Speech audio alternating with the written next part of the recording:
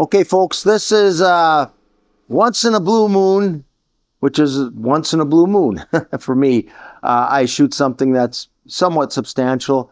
I've been blessed to work on all these great trophies that people have harvested all over the United States of America and in the Canadian provinces. But I chased this particular deer here, which I came up with a real original name for him. I called him the 10-pointer. That's what I called him, the 10-pointer. But anyway, I chased this deer around for 4 years. It was an urban deer, but one that was so cagey, so smart that he seldom made daylight appearances. And he walked around in areas that were 100% wild and agricultural.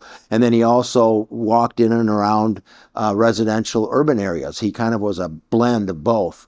And so I had a very limited amount of land to hunt this deer on, but I was lucky that he made very frequent visits to that area, but mostly at night. So I just stuck with my strategy that he comes through here so often, but at night. I can't tell you how many times I get out of my stand and I look at my cameras, and 15 minutes after I left, there he comes, and I'm like, oh, you're kidding me. But of course I couldn't shoot him because it was after hours for that.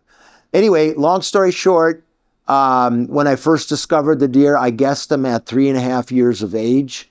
He already had a pretty nice 10-point rack, very similar to this.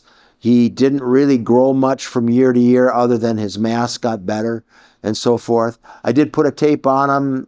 He went 156, which for me in the state of Wisconsin where I live, that's a pretty good trophy.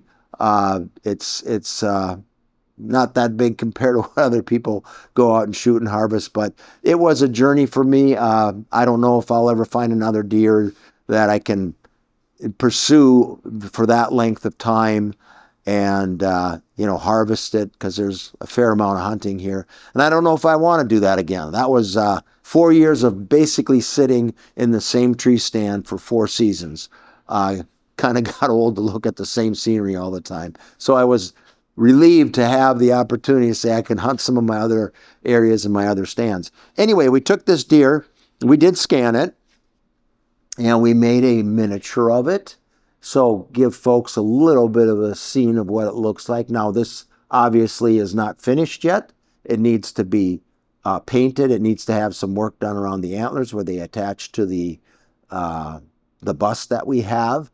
But that's basically an example of how we take something and make a miniature for you. It comes out at the end. Now, I did this because I'd like to have one down in my office on the desk.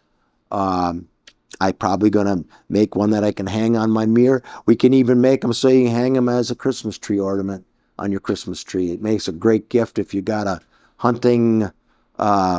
passionate hunting family member or loved one.